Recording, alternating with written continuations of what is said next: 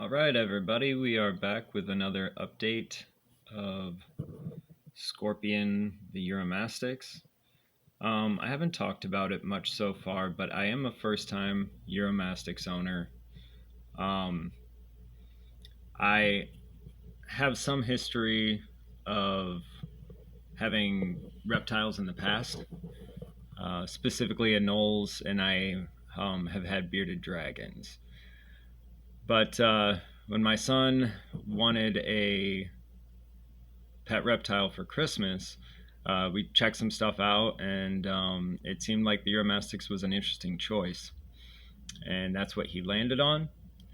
And so this whole desert scene is a little bit new to me in terms of like the intense basking heat and the super low humidity.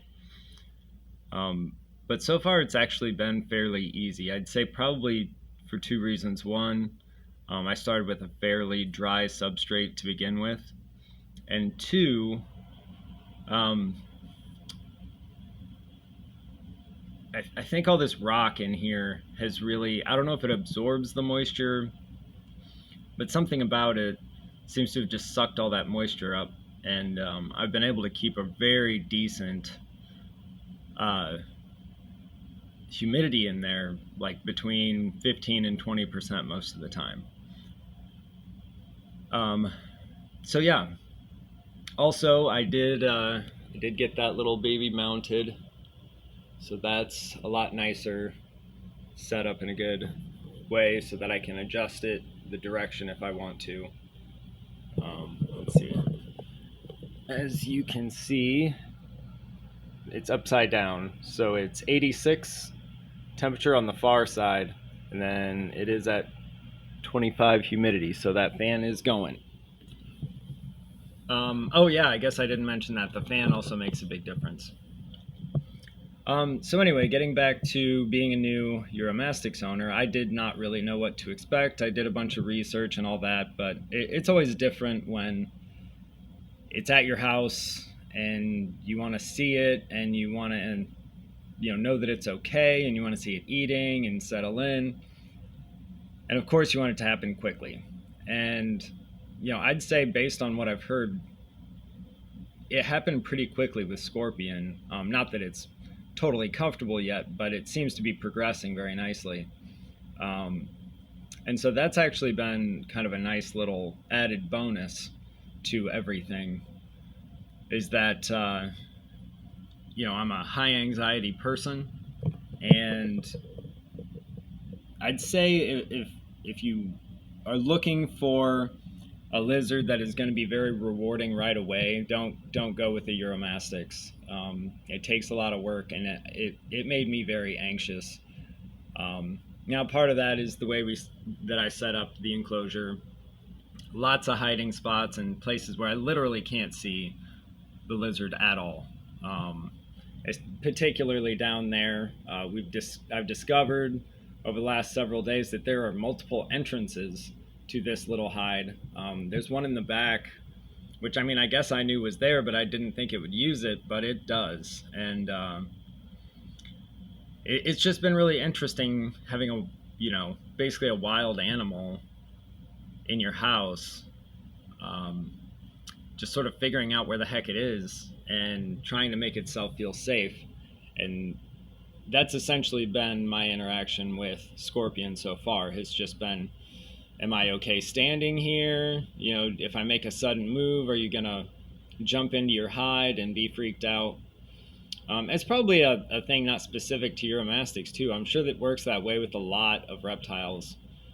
Um, so just keep that in mind, I guess, if you're looking to own a Uromastyx, you're gonna have to be super patient. Like, they are not going by your schedule. They don't give a crap about what you want, and they're gonna pretty much do things in the way that they see fit.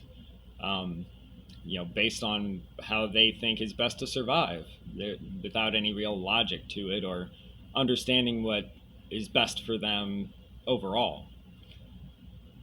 So, I guess now that I went on that little rant, couple little things that I guess are still bugging me.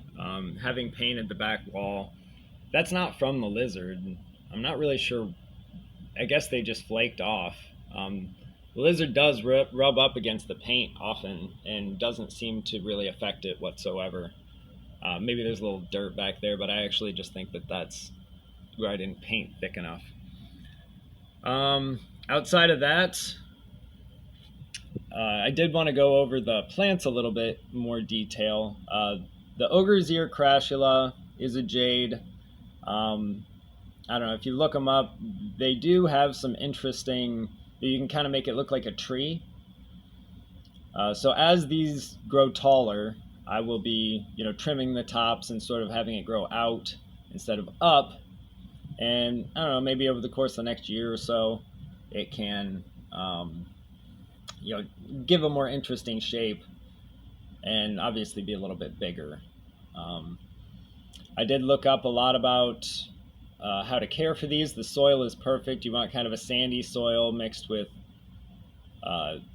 topsoil type stuff. There's mixes that they make for succulents. Also, the arid environment works well. I can let it dry out.